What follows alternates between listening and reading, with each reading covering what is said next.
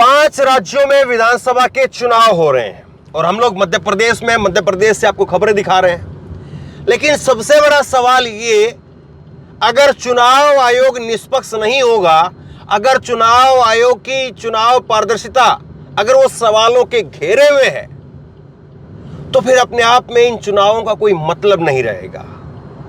और ये बड़ी खबर, आज की बड़ी खबर, पत्रिका के पहले पन्ने की पहली खबर, चुनाव की पारदर्शिता खतरे में, ये जो है वो खबर की हेडलाइन है। और ये क्यों है?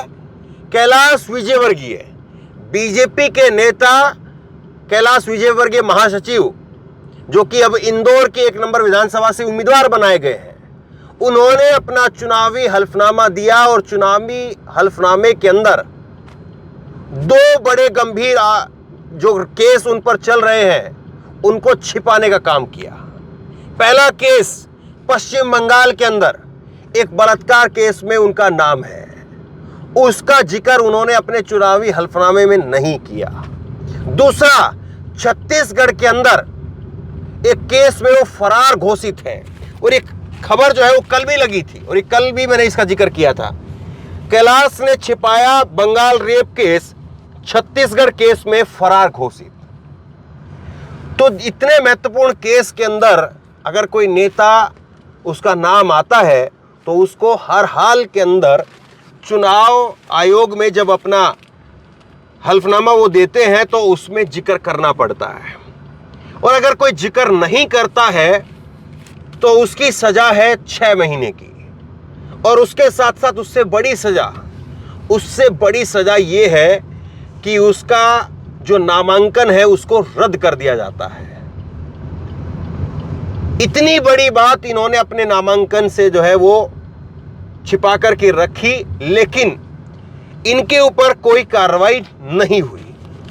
अब इसको लेकर के टीएमसी, चूंकि पश्चिम बंगाल का केस है तो टीएमसी की सरकार और यहां पर कांग्रेस के नेता, वो दोनों बोल रहे हैं कि इसका नामांकन जो है वो रद्द किया जाना चाहिए।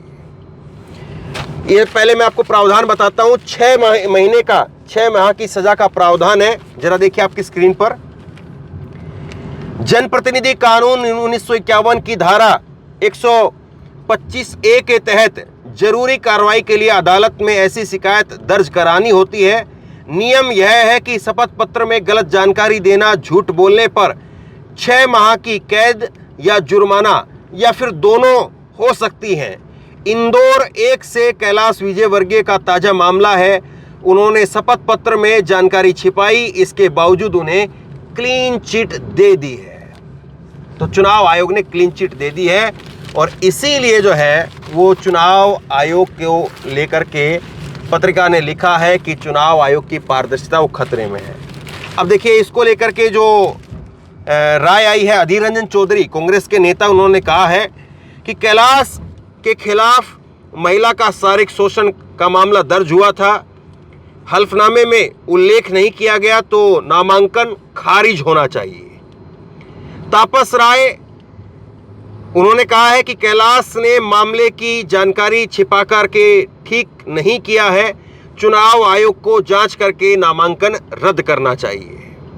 तो ये जो है वो दोनों पार्टियों की तरफ से प्रतिक्रिया आई है और जो जानकार है वो इसमें कह रहे हैं कि शपथ पत्र में गलत जानकारी स्क्रूटनी के पहले पता चलती है तो फॉर्म निरस्त करना ही चाहिए। ये सिस्टम की कमी है क्योंकि चुनाव आयोग के पास में तो पावर है, कई वजहों से ऐसे मामले में नेताओं के रसूख से प्रभावित होते हैं। तो ये जो है वो चीज़ें निकल करके सामने आ रही हैं। पश्चिम बंगाल में सामूहिक बलात्कार के अंदर और छत्तीसगढ़ के केस में फरार होने की जानकारी जो है वो उजागर हुई है और उसके बाद में कैलाश विजयवर्गीय का नामांकन खारिज नहीं किए जाने के मामले में नई बहस खड़ी हो गई है। कैलाश विजयवर्गीय इंदौर की 1 नंबर विधानसभा से प्रत्याशी हैं और उनके हल्फनामे में अहम मामलों की जानकारी का जिक्र नहीं किया गया है। प्रावधान होने के बाद भी रिटर्निंग अधिकारी आपत्ति को खारिज कर दिया है।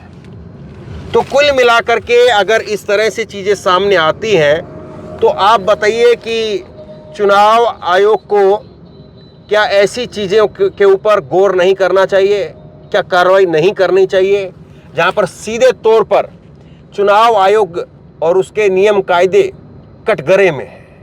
कैसे बीजेपी के नेता वो इतनी बड़ी जानकारी को छिपा ले रहे हैं, जबकि सीधे तौर पर होता है कि आपको आपकी संपत्ति का, आपके अपराधों का, आपके पास में क्या कुछ धन दौलत है, हर चीज़ का आपको जिक्र देना, आपको जो है वो जानकारी देनी होती है। और अगर आप जानकारी नहीं देते हैं या जानकारी गलत देते हैं तो चुनाव आयोग के पास में शक्ति है, पावर है कि वो आपका नामांकन रद्द कर सकता है। अभी तो आप देखते जाइए, इस तरह से अगर चीजें हो रही है, इस लेवल पर अगर चीजें हो रही हैं, तो फिर चुनाव को लेकर के, ईवीएम को लेकर के, चुनाव आयोग को लेकर के, सरकारी संस्थानों को लेकर के लोगों के अंदर जिस तरह से आशंकाएं हैं वो और बढ़ेंगी। और जाहिर सी बात है, फिर इन वजहों से कहीं ना कहीं एक आम मतदाता का जो वोट देने को लेकर के एक जो जोश जज्बा होता है वो भी प्रभावित होता है। तो ऐसे मामले में बहुत गंभीर है कि ये मामला बहुत गंभीर है और इस मामले में चुनाव आयोग को कार्रवाई करनी चाहिए और चुनाव आयोग को कार्रवाई करके एक उदाहरण पेश करना चाहिए, एक मिसाल पेश करनी चाहिए, ताकि और जो प्रत्याशी हैं या उम्मीदवार हैं, पार्टियां हैं, उनको भी एक जो है वो सीधे तौर पर चेतावनी दी जाए कि अगर आप इस तरह से करेंगे तो फिर जो है वो मामला आगे तक चला जाएगा। कल भी मैंने आपको जिक्र किया था, इसी तरह से 2009 का भी एक बड़ा केस हुआ था, हाई प्रोफाइल केस था। इसी तरह से विदिशा के अंदर कांग्रेस के एक उम्मीदवार ने, उनकी जानकारी जो है वो गलती थी, उनके जो फॉर्म था उसके अंदर गलती थी और उसकी वजह से उनका नामांकन रद्द हो गया था और लोकसभा का चुनाव, विदिशा का चुनाव सुषमा स्वराज लड़ रही थी और वो एक तरफा चुनाव हो गया था। अब अगर यहां से इंदौर 1 से अगर कैलाश विजयवर्गीय का नामांकन रद्द हो जाता तो निश्चित तौर पर बीजेपी को एक बड़ा झटका लगता। लेकिन ये नामांकन रद्द ना हो करके आप सोच सकते हैं कि किस तरह से चीजें हुई है। अभी तो धीरे धीरे जो है वो चीजें और बढ़ेंगी। अभी चुनाव जो है आज 2 तारीख हो गई है, 15 दिन बीच में है, 2 दिन पहले जो है चुनाव प्रचार थम जाएगा और इस बीच में चुनाव आयोग का, स्थानीय पुलिस प्रशासन का और चुनाव में जो सुरक्षा बल लगता है उसका बहुत जिम्मेदारी बढ़ जाती है। उनको जिम्मेदारी से काम करना, निष्पक्षता से काम करना और कहां पर क्या हो रहा है, गाड़ियों में क्या लेकर के जाया जा रहा है, क्या गाड़ियों के अंदर आ रहा है। शिवराज सिंह चौहान का कल का एक बयान मैं आपको बताता हूं। उन्होंने कहा कि दिवाली है, खूब धन लेकर के जाइए, खूब धन लेकर के आइए और जितना मर्जी सोना जेवरात आपको लेकर के जाना है, लेकर के आना है, कोई दिक्कत नहीं है, कोई रोक टोक नहीं है। जाहिर सी बात है, दीपावली है, दीपावली को लेकर के लोगों के अंदर, मार्केट में, व्यापारियों में एक जो है वो लेन देन होता है, उसमें कोई दो राय नहीं है।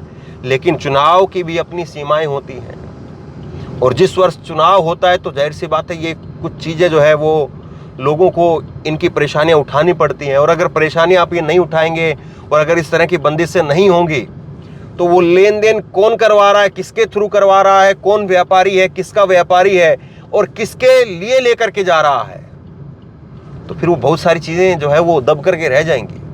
और अगर वो सारी चीज़ें दब जाएंगी तो फिर तो सवाल जो है वो ये खड़ा होगा कि कैसे चुनाव निष्पक्ष होगा। धन बल के जरिए अगर चुनाव होगा तो जाहिर सी बात है, चाहे वो धन बल जो है वो बीजेपी की तरफ से हो या कांग्रेस की तरफ से हो, उसमें फिर जो है वो अगर कोताही बरती जाएगी चुनाव आयोग की तरफ से तो फिर चुनाव की निष्पक्षता पर सवाल उठ जाते हैं। और जिस तरह से चुनाव आयोग को लेकर के जो बातें कही जाती हैं, अधिकारियों को लेकर के जो बातें कही जाती हैं, पार्टियों की तरफ से जो आरोप लगाए जाते हैं, जाहिर सी बात है उन सबको इसी तरह की खबरों से बल मिलता है। अब कैलाश विजयवर्गीय पर इतनी बड़ी जानकारी सामने आने के बाद में भी अगर शायद कोई और नेता होता, किसी और पार्टी से होता, जहां पर सामूहिक बलात्कार के केस में उनका नाम है, इतनी बड़ी जानकारी अगर वो छिपा रहे हैं, तो अगर कोई और नेता होता, किसी और पार्टी के जरिए किसी और पार्टी का होता, तो सोचिए अभी तक उसका नामांकन बचा रहा होता या नामांकन रद्द हो जाता। बहरहाल ये सारी चीज़ें हैं चुनाव के बीच में, इन सब चीज़ों को परखना जांचना भी बहुत ज़रूरी है। चुनाव में जो मुद्दे रहते हैं वो तो मुद्दे हैं ही, महंगाई का मुद्दा, बेरोजगारी का मुद्दा, अलग अलग स्कीम कौन कौन क्या दे रहा है, अलग अलग स्कीमों का लोगों को क्या कितना फ़ायदा हुआ है, वो तो चुनाव के मुद्दे होते ही होते हैं। लेकिन उसके साथ साथ चुनाव का सबसे बड़ा मुद्दा ये भी होता है कि चुनाव निष्पक्षता से तो हो रहा है ना, ये भी अपने आप में सबसे बड़ा मुद्दा है।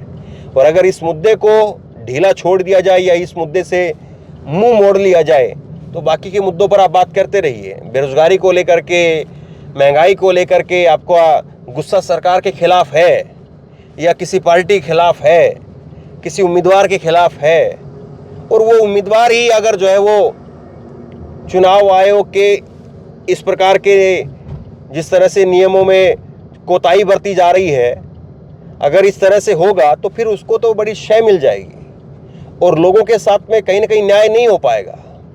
तो बहरहाल देखते ये है कि अब इस मामले में जैसे क्लीन चिट दी गई है, अब इस मामले को हो सकता है कि कांग्रेस पार्टी और टीएमसी जो है वो दिल्ली के अंदर भी इस मामले को लेकर के जो है वो अपनी तरफ से शिकायत दें। अभी ये शिकायत जो हुई थी वो स्टेट लेवल पर हुई थी, उसमें क्लीन चिट मिली है। तो अगर नेशनल लेवल पर अगर इस मुद्दे को अगर आगे उठाती है पार्टियां, तो फिर आगे चुनाव आयोग कोई एक्शन लेता भी है या नहीं, या चुनाव आयोग एक बार इसको कह करके खारिज कर देता है कि हमने इसको देखा है, जांचा है और हमने सब कुछ इसमें सही पाया है। लेकिन क्या ये वाकई सही है? आप बताइए, आप क्या सोचते हैं? नीचे कमेंट बॉक्स में अपनी राय लिख करके बताइए। और अभी हम लोग जा रहे हैं चांचौड़ विधानसभा, चांचौड़ बीनागंज विधानसभा की तरफ। चांचौड़ बीनागंज विधानसभा जो है वो एक खास वीवीआईपी जो सीट होती है, उस सीटों में कभी गिनती होती थी चांचौड़ बीनागंज विधानसभा की।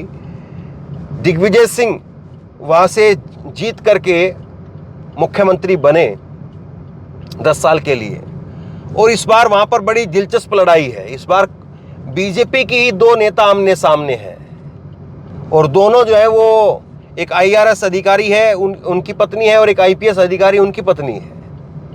तो खैर अब ये हम लोग चांचौड़ जा रहे हैं, और चांचौड़ में क्या कुछ होता है, चांचौड़ का गणित क्या कहता है, वो आप तक पहुंचाएंगे। बहरहाल ये बड़ी ज़बरदस्त खबर जो है वो सामने आई है, आज की खबर। शेयर कीजिए, लोगों तक पहुंचाइए, और आप क्या सोचते हैं नीचे कमेंट बॉक्स में अपनी राय जरूर बताइए। धन्यवाद।